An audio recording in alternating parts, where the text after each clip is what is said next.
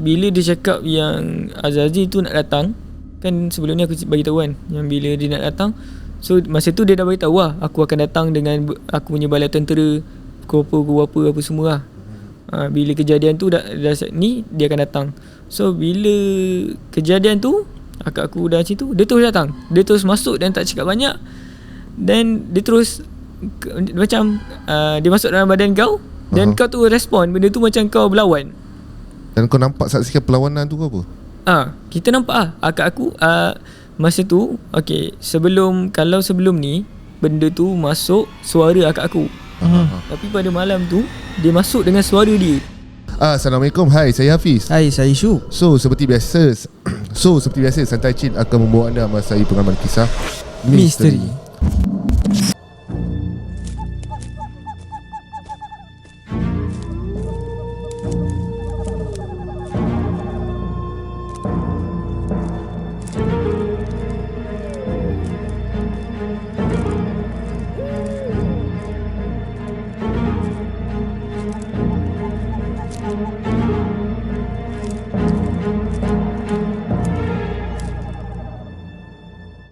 Bismillahirrahmanirrahim. Wallahu ashaddu ba'san wa ashaddu tanqila. Fallahu khairun hafiza wa huwa arhamur rahimin. Dan yakni ingatlah, Allah amatlah besar kekuatannya dan amatlah berat azab seksanya. Allah jualah penjaga yang sebaik-baiknya, dan dialah jua yang maha mengasihani dari siapa sahaja yang menaruh belas kasihan. Okay guys, macam kita tahu sambungan part kedua yang aku masih tertanya macam banyak benda sebenarnya, tapi kita dengar dulu habisan cerita untuk part 2 ni. Ya, betul. Jadi kalau nak tahu yang mana belum tengok part 1, kena pergi tengok part 1 dulu kalau nak tahu apa jadi kat part 2 ni. Jadi sebelum tu jangan lupa like, share dan subscribe. Yang mana dah subscribe, thank you so much. Dan kepada korang yang belum follow our social media, tekan link di bawah. Dan kepada korang yang nak cerita, nak kongsi cerita dengan Santai Chill, boleh tekan link WhatsApp di bawah dan bagi tahu korang ada cerita seram nak kongsi dengan Santai Chill. Okay, baik. Macam kau tengok cerita pada part 1 berkenaan dia accident semua, tapi aku lebih berminat nak tahu cerita yang kedua yang disampaikan pada part 1 tu, yang berkenaan dengan Azazil. Sebab aku first time lah sebagai host mendengar cerita pasal hantu, bukanlah hantu, jin Azazil. Ya, aku pun tak boleh cakap lebih. Aku pun tak tahu apa-apa sangat. Tak ada ilmu kan. Jadi kita terus pada kita punya guest. Sebelum tu mungkin ada yang pertama kali menonton Santai Chill di video episod kali ni dan belum tahu lagi siapa tetamu kali ni. Kita minta dia kenalkan diri dulu. Hai, Assalamualaikum. Assalamualaikum warahmatullahi wabarakatuh. Okay. So nak kenalkan diri je. Kenal lagi. Okay, nama samaran lah. So boleh panggil aku Akop. Okay, hari tu untuk last part tu kau ada kan cerita beberapa yang aku pun sebenarnya banyak persoalan tapi tak boleh nak bertanya dulu. Mungkin ada benda lah nak diterangkan di part tu ni. Apa kata teruskan dengan cerita di part 2. Okay, cerita yang aku akan sambung ni adalah cerita hari tu bila orang kata pendamping tu masuk dan dia berperang terus. So orang kata erti kata lain berperang ni dia melawan lah apa yang dia alam dia lah. Aku masa tu hanya melihat keadaan. So aku bukanlah yang merespon kat situ lah, tak ada. So aku hanya melihat yang akak aku karakter dia berubah. So dia menjadi, benda tu masuk dan dia menjadi identiti dia sendiri. Kebiasaan dia suara still suara akak aku, tapi pada malam tu semua suara bertukar. Suara seorang lelaki lah yang kasar dan tegas lah. Malam tu dia merancang lah apa yang dia nak buat. Dia beritahu lah dengan dia punya askar-askar semua macam tu. Kita dengar lah apa yang dia sampaikan tu, kita dengar. Tapi bukanlah kita dengar sebenarnya. Seingat aku dia hanya bahasa isyarat. Dia ada bahasa isyarat dia. Lepas dia bagi isyarat dan dia terus buat lah apa yang sepatutnya dia buat. So apa yang kita boleh nampak, contohlah kalau berperang ni, kalau kita ambil kisah-kisah silam macam mana yang diceritakan zaman-zaman Nabi dulu, hanya panah, lembing, pedang, sebiji macam tu lah. Macam tu lah yang kita nampak dengan jelas lah apa yang akak aku buat. Macam tu pada masa tu lah yang aku nampak akak aku lah. Sebab benda tu masuk dekat akak aku. Yang askar-askar dia tu kita tak tahu lah. Malam tu dia adalah scene-scene apa berlawan apa semua lah. Lama juga lah, tapi tak adalah terlalu lama. Dia sehingga benda tu selesai, dan bila selesai benda tu cakap dah selesai. Tapi benda tu dia macam dia tangkap siapa yang hantar benda tu, dan dia kata okay, aku tunjuk, okay, dekat situ benda tu ada. Yang tu aku tak sure lah apa nama dia, aku tak ingat dia ada term dia sendiri lah. Orang kata jasad dekat tempat dia, tapi dia ambil roh dia tu. Tu aku tak sure. Aku pun nak cerita pun aku pun tak pasti lah kan apa term dia kan. Tapi dia kata kat situ lah dia punya roh dia. Bukanlah roh, aku tak ingat lah term dia apa. Tapi macam tu lah. Dia kata kat situ. Ni depan mata ni, dia cakap okay, kat depan mata kau ni lah benda tu. Orang tu lah dia kata. So apa yang kau nak buat dengan dia? Dia kata Maksudnya tu jin atau orang yang menghantar sihir? Orang owner yang sihir hantar sihir tu, dia dekat depan. Dia Kiranya depan. Umpama dia jasadnya tak ada kat situ, tapi memang dia sebenarnya ada kat depan. Dia kalau cara mudah dia orang kita okay, contoh cara mudah dia kalau bomoh, okay, memang dia buat dekat situ kan. Tapi kalau kau tengok movie apa yang dia buat, dia cocok jarum apa semua, dia macam mana dia berinteraksi dengan benda tu, itu lah diri dia. Okey. Benda tu lah. Nak kata roh aku tak sure lah, tapi benda tu lah yang communicate. Macam tu. Contoh ataupun kalau kau pergi sihir, kalau orang kena sihir kan, bila kau dah benda tu jin yang dihantar tu dah kalah, so owner tu sendiri akan masuk, betul? Kebiasaan ni kalau kau dengar cerita orang kan, benda tu lah yang dia tarik bawa ke depan. Okey. Macam tu. Aku tak tahu nama dia apa, tapi aku tahu macam roh dia macam tu lah kan. Dia kata dekat depan ni apa yang kau nak buat, macam tu. Dia kata tak boleh nak membunuh, sebab yalah kita dia alam dia jin tak sama macam alam kita. Dia cakap itu. So aku family aku masa tu ambil keputusan dan tak ada membunuh lah kan. Dia kata sebab kita bukan kita Tuhan, kita nak cabut nyawa dia apa semua, tak ada lah kan. Cuma kita minta dia berubah je lah. Sebab kau buat benda ni dah lama kan. Kau pun bukan background orang yang buat tu kita tahu siapa. So kau bukan orang yang background yang buruk-buruk, kau background pun yang baik-baik kan. So kita suruh dia berubah je lah ke arah lebih baik, ke arah yang kau nak, macam tu. So bila dah settle malam tu apa semua, yang cerita bab Azazil tadi tu, memang teruk lah dia kena. Masa Azazil tu masuk, memang masa tu akak aku yang masa Azazil tu masuk, yang berubat tu, memang teruk lah Azazil tu kena. Dia kena bantai lah apalah macam tu lah.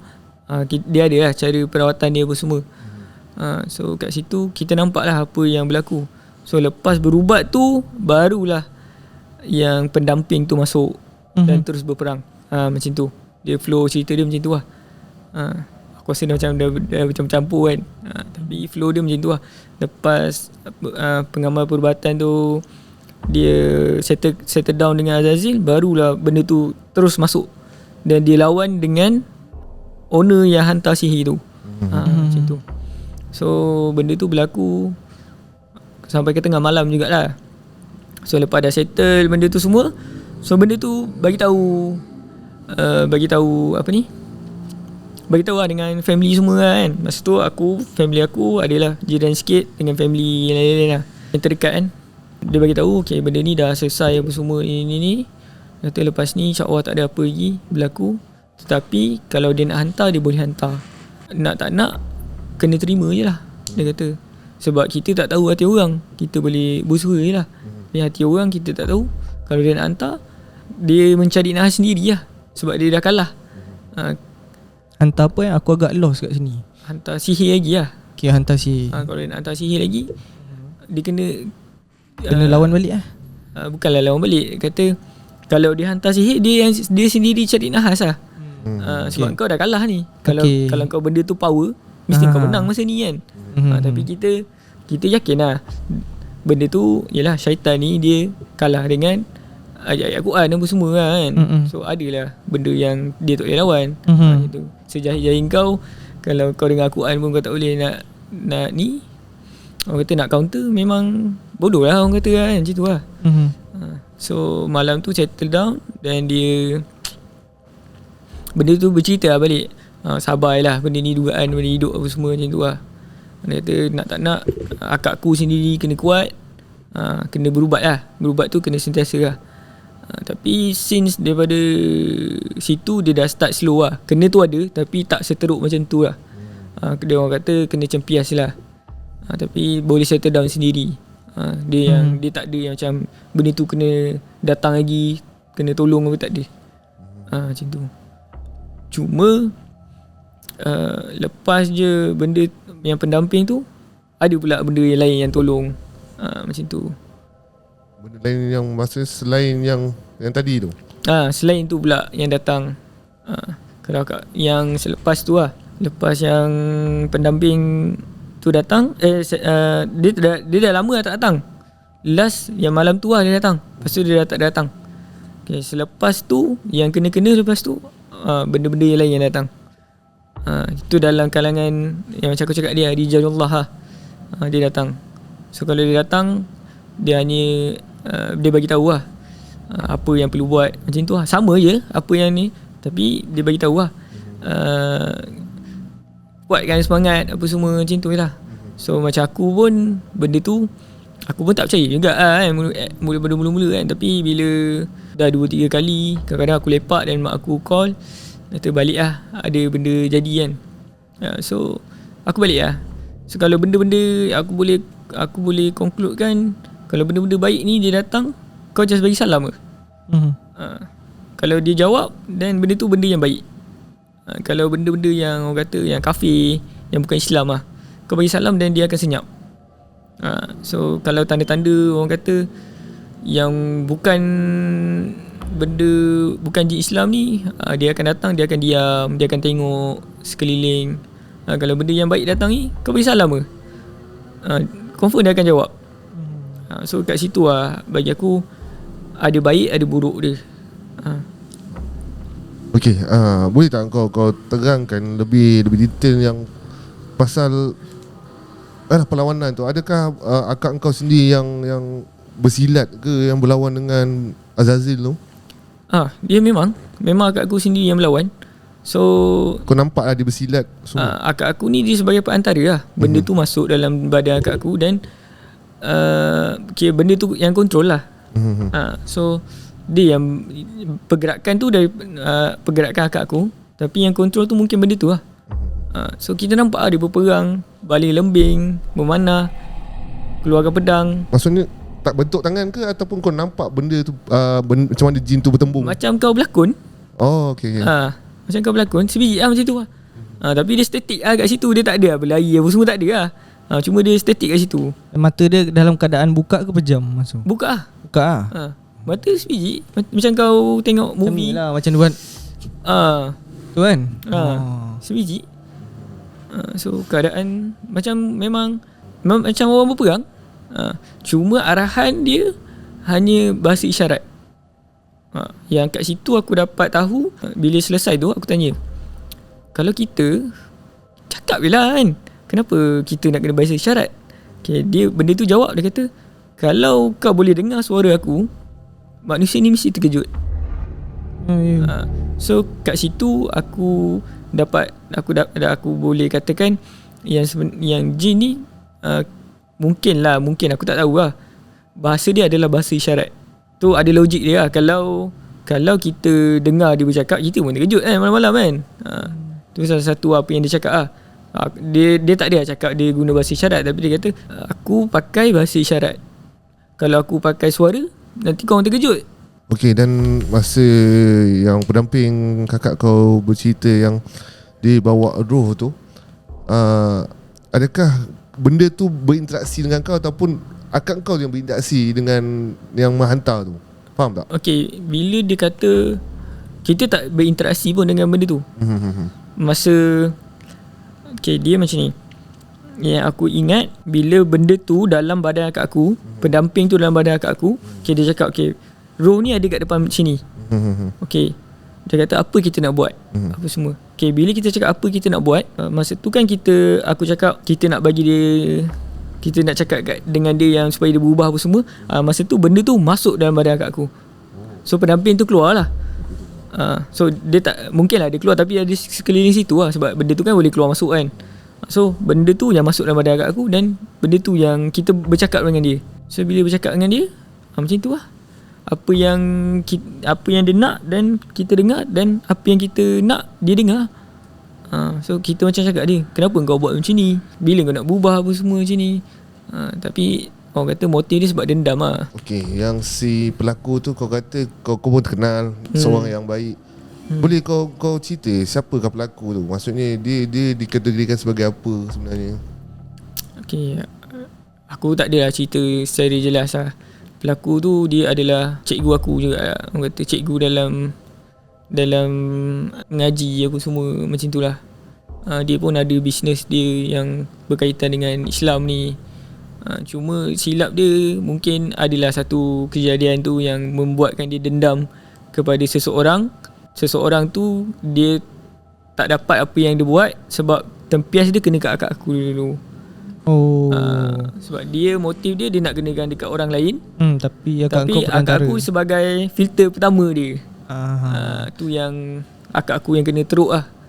Yang dia nak buat ke orang lain tu ada kena dengan family kau jugalah. Dia family aku juga. Bukan family aku, makcik aku lah. Okay, jadi dia kalau ikutkan pakaian tu mungkin Islamik jugalah. Memang Islamik lah, berjubah apa semua lah.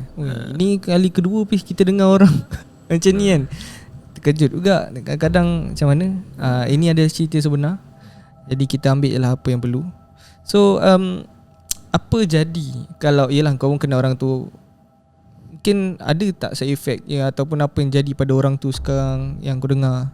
Aku bukan, dulu mungkin aku dendam lah juga sebab benda tu menyusahkan lah, terutama sekali family aku lah. So bila kita kena ni, kita nak cari pengamal perubatan tu bukan mudah. Kita satu lah. Okay, dulu aku berubat, family aku lah bawa akak aku berubat banyak-banyak tempat. So banyak tempat, banyak ragam, banyak kos, banyak buang masa. Tu satu lah. Yang kedua, bila akak aku kena, dia kena bukan mengacau, bukan macam isteri dia tau. Kalau dia kena, dia berlari. Dia merangkak. Dia keluar rumah. So kita yang kena mengejar dia. So kita kena sentiasa berjaga-jaga lah.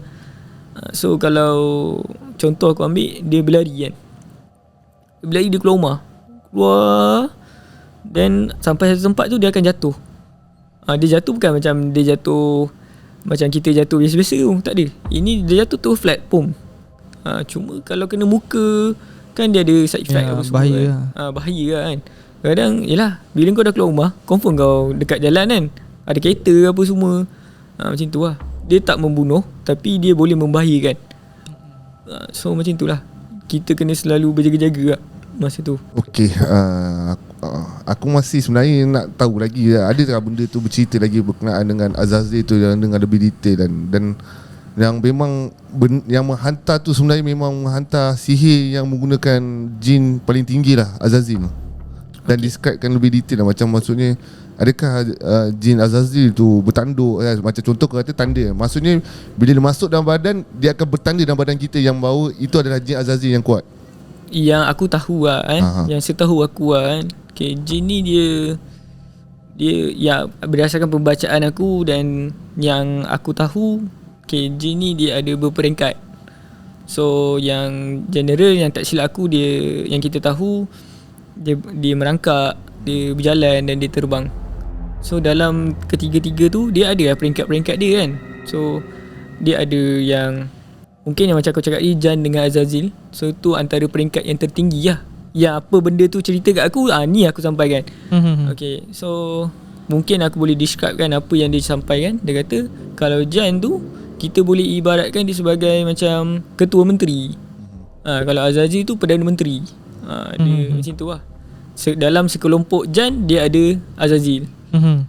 Dalam sekelompok Azazil tu, mungkin aku tak tahu lah kan, mungkin ada lagi tinggi ke apa kan. Tapi yang paling tinggi yang masa tu adalah Azazil. So bila Jan tu, mungkin aku boleh describekan dia punya apa yang benda tu cakap dekat aku, bercerita dekat aku. Dia kata kalau tak silap aku lah, aku pun dah lupa lah, perbezaan Jan dengan Azazil tu adalah dia berekor dengan tak berekor.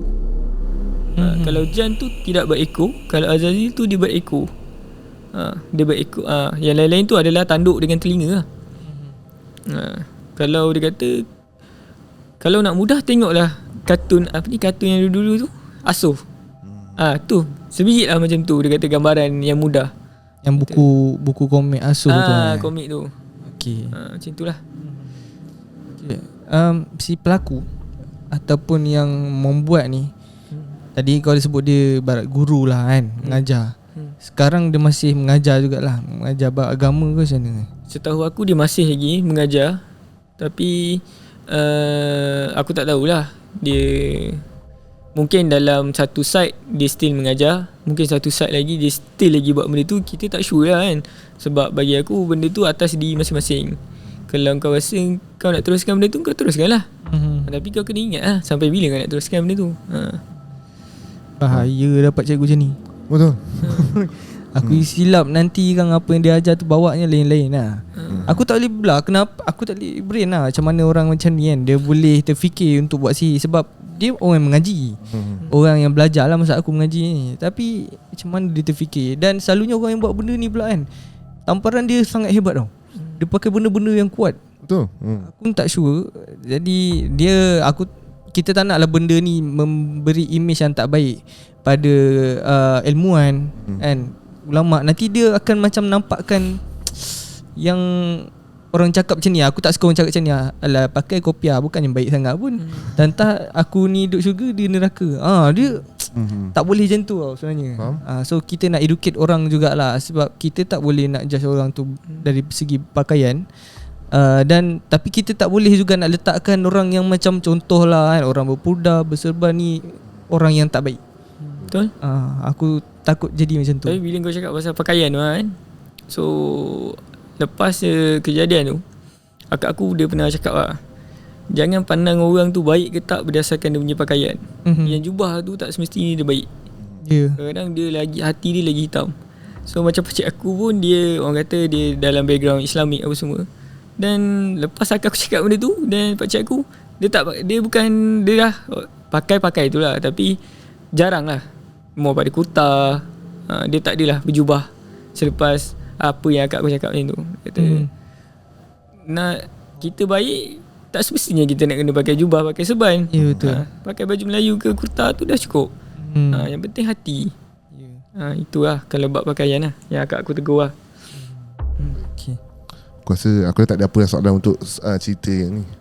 Betul. So apa yang nak sampaikan tu penting lah Tadi apa yang aku dah cakap kan, yang kita pun dah bincang kan. Aku tak belah boleh nama dia sebenarnya kan. Aku sebab dengan attire macam ni macam tak kena nama aku kan.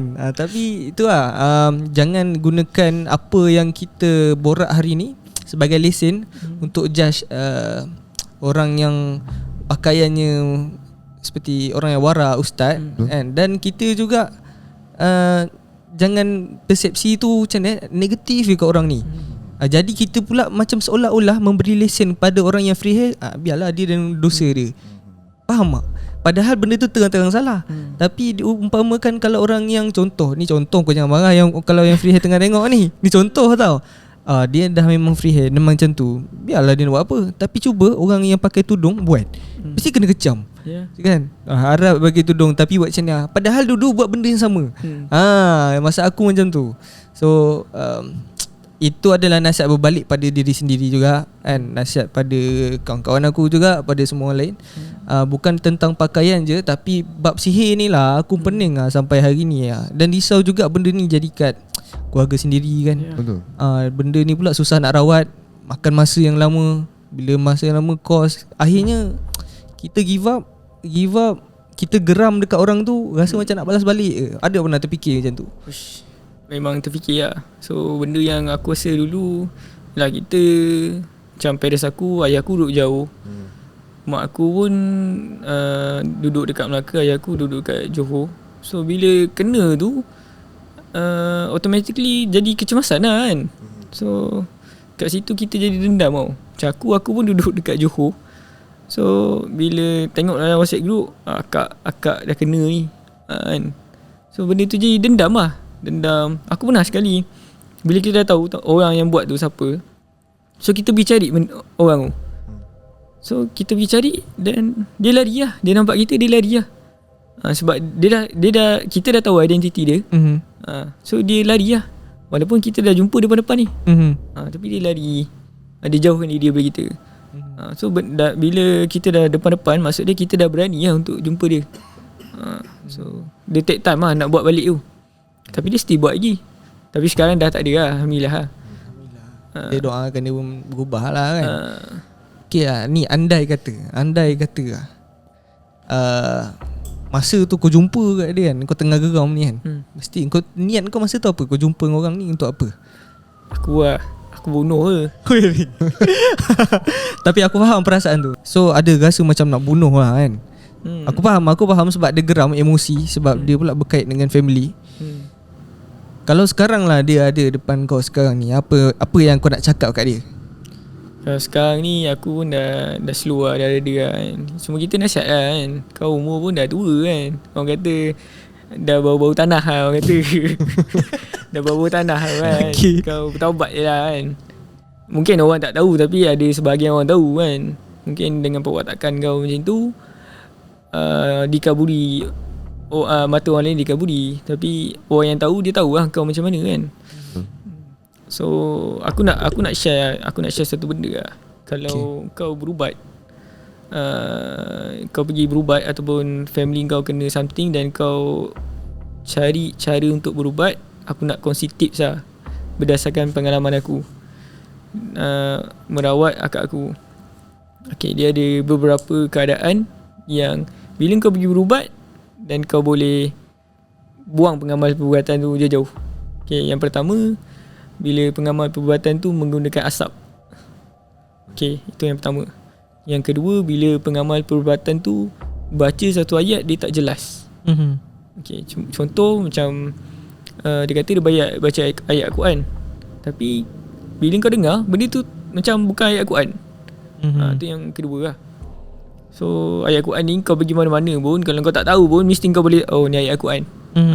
Itu basic sebagai manusia lah. Kau boleh cam ayat tu ayat Quran. Okay, yang ketiga, kalau dia minta yang bukan-bukan, dia nak contoh yang kalau cerita dia nak pulut panggang, pulut kuning lah, ayam lah, apalah, permintaan yang bukan-bukan, tu tak payah layan lah.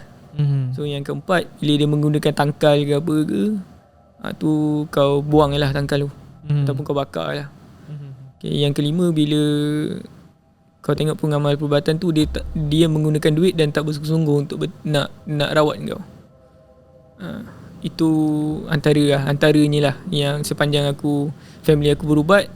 So benda tu yang berlaku dan orang kata tak memberi kesan pun. Dia memberi kesan tapi dalam jangka masa yang pendek. So kadang-kadang kita tak tahu.